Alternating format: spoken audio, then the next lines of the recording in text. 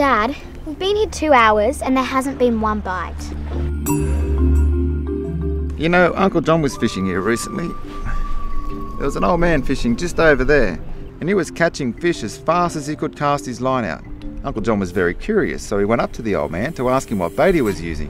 And the old man said he was using worms that were dipped in chili. Yuck! He offered one of those chillied up worms to Uncle John, and as soon as Uncle John cast out, his rod began to bend like crazy. And when he got the fish out, he noticed the worm had the fish by the throat. Don't be silly.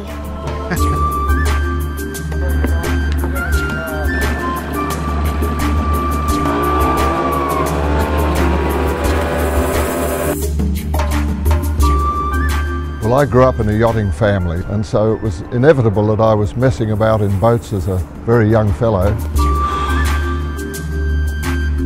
I just love being in the aquatic environment. It's a beautiful part of the world, the sea. It never ceases to amaze me. I really enjoy the camaraderie amongst water skiers. It's about having fun on the water, but also about being respectful to the environment that we ski in. Being a good angler is all about being in tune with nature, and this is why we pick up on issues like damage to the environment.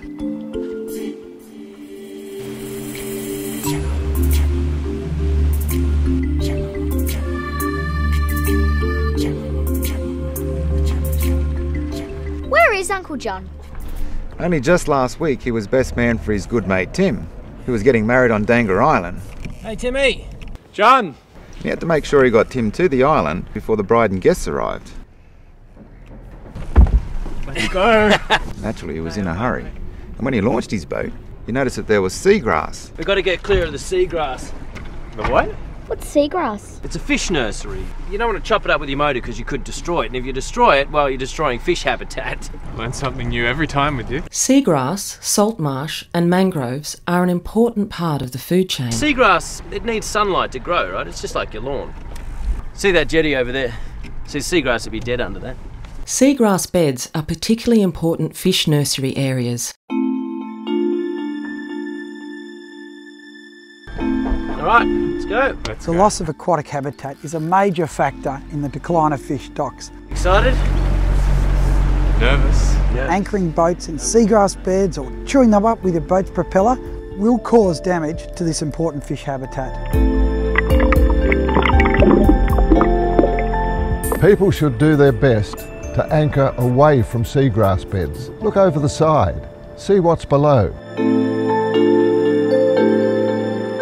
In competitions, if we are aware of an environmentally sensitive area such as seagrasses, we buoy the area off. Even launching small boats through seagrass, salt marsh or mangroves will cause damage to these important habitats. Rocky reefs and seaweeds also provide food and habitat. And when fishing over them, people should only anchor for safety reasons. Stay on the drift if possible. Seaweeds, sponge gardens and other marine growth on rocky reefs can also be damaged by anchors. Oh, come on, John, can't we go a bit faster than this? Fiance's not going to be happy if I'm late. Look at the wake. We need to be careful with these narrow waterways. We don't want to erode the bank with your wake. You know, wake erosion is a big one. Sit back. We've all stood on the bank and seen the damage caused by boats' wake, eating away at the bank. Be wake aware. The easiest message is to continually assess your wash wherever you are and take the appropriate action to ensure that it does not cause damage to our waterways or impact on the safety of other waterway users. Pick up a bit of speed. That's what I want to hear.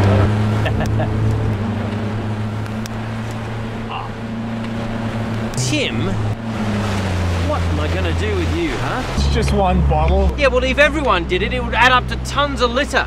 80% of aquatic litter is generated from the land and 20% is generated from the water. Litter is a real pet hate of mine. You're going to have to pick that up. Be it around wharves or rock pools or even overfilled bins.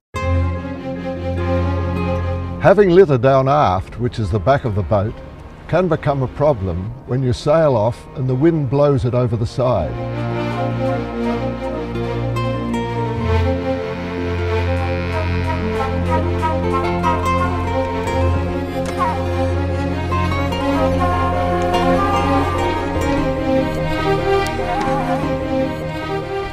Dad, my line's snagged. Should I cut it? No, let me have a go. Did you know that plastics can take hundreds of years to break down? So if each person who fishes on this jetty snags and leaves their line behind, over the years this would mean a lot of line that's left down there.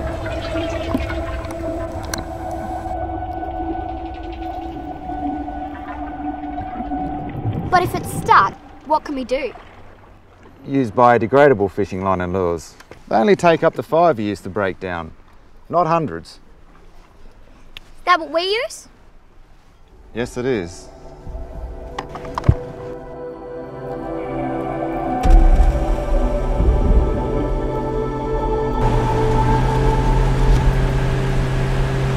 Fishing and habitat protection should work together, absolutely together, because good habitat is good fishing. It's as simple as that.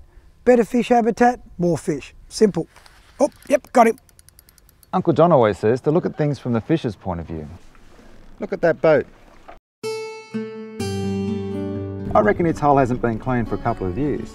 That will cost the owner extra fuel money to motor that boat through the water.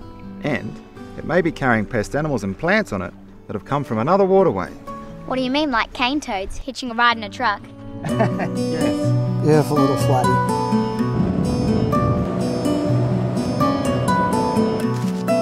Pest species can be caught up in anchors or chains and ropes. They can actually attach to a hull of a boat or a vessel. Or even get caught up in our diving and fishing gear. So it's when these kind of activities move from one estuary to another estuary that it introduces that risk of moving that pest to another estuary. Aquatic pests can reduce the numbers of native fish by competing with them for food and habitat, or by preying on them.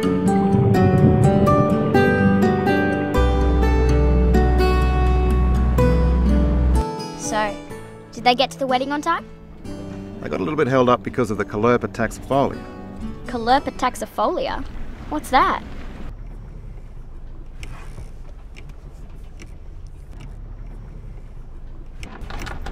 What's wrong? I think he's got some Callirpa on his anchor. There are quite a few aquatic pests in New South Wales. Hey, buddy. No, we don't have time. Yeah, it's all right. I think you've got some Callirpa on that anchor there. Some what? Callirpa, it's an aquatic pest. It actually started life as an aquarium plant. Probably some people dumped it at the beach and the Callirpa got into the water and it grew and started growing these big meadows. So now we've got this big Callirpa problem. It's now prohibited from sale in the aquarium trade because of the fact that it's become a pest. It's just good to get this stuff out the water because the anchors can spread it. Prevention of the introduction of new pests into the environment is absolutely crucial because eradication of them is rarely possible once they're found. Yeah. Thank you. If you see something out there that looks like it's not a native species, you've never seen it before, then it's important to report that straight away. Thanks, guys. So it's essential if you're going to a different area that you have a very clean vessel. You right? Yeah. And even the big keel boats, it's very important to keep them anti-fouled once a year and keep them clean. Oh, that's good. People can take simple steps to reduce the spread of aquatic pests. After each trip, wash down your boat and trailer, and don't let the water wash into the stormwater drains. There's no weed around the prop.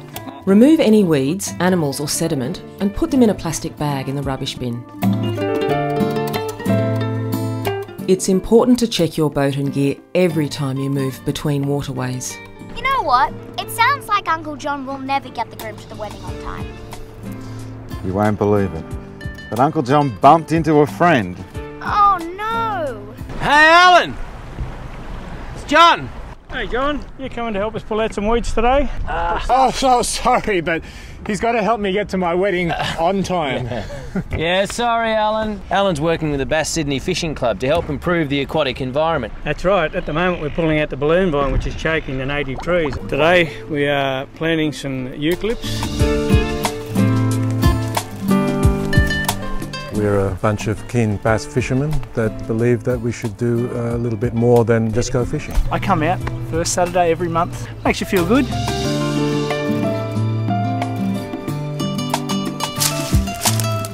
Get it back to how it once was before all these things were introduced. So that one day when I've got kids they can come and hopefully enjoy what I've been able to. Bass get 40% of their feed from insects that fall in the water. Native vegetation is extremely important for bass habitat. Well, Alan, we better go, actually. Okay, mate, I'll see you next month. I hope the wedding goes well. Thanks. There are lots of volunteer groups around New South Wales who work on improving our aquatic environment and have fun doing it. We're not stopping again for anyone or anything. All right, just relax, buddy. There are underwater diving groups who do research and monitoring.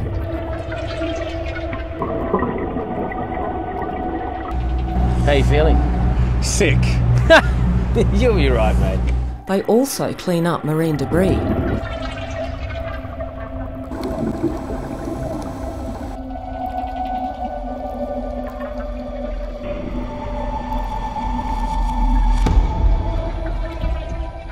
There are fish care volunteers helping anglers by spreading the word about fish habitat issues and responsible fishing practices. What we try and educate people about is sustainable fishing. In other words, so that there's fish going to be there for the next generation, the generation after that. There are also bush care and land care groups working on salt marsh and riverbank vegetation. It's when all the different stakeholders who use and enjoy the aquatic environment work together to minimise their impact. Then we can make a real difference. Definitely got the ring. Hey? Definitely got the ring. Oh, yeah, I've got it here. Somewhere, I think. Hey. Oh! Oh! Oh no! He lost the ring!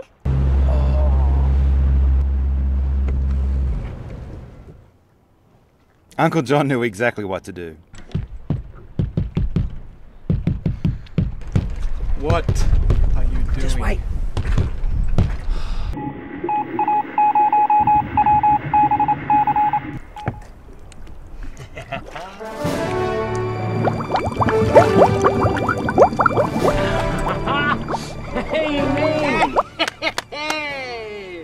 Thank you! Oh, Tim, this is Ming. She's working with the eco divers, doing some marine debris cleanup in the area. You know, not only are you cleaning the waterways for everyone to enjoy, but Tim, you can still get married today, buddy.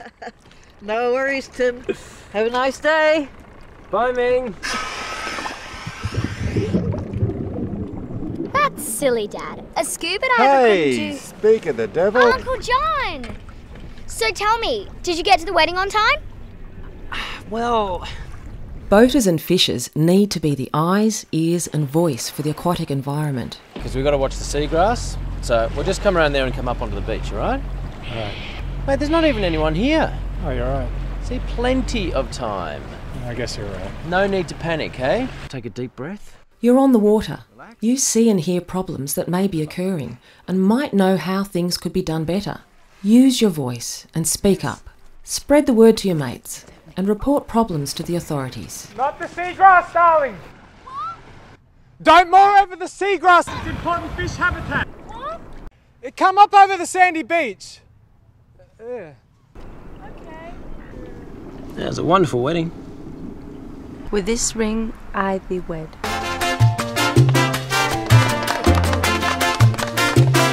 I once knew this bloke called Nasher, and he leant over the side of his boat, right, while he was sailing on Sydney Harbour, and his false teeth fell out, just near Taronga Zoo. He thought I'd never see him again, right, but 3 months later, it was on the news.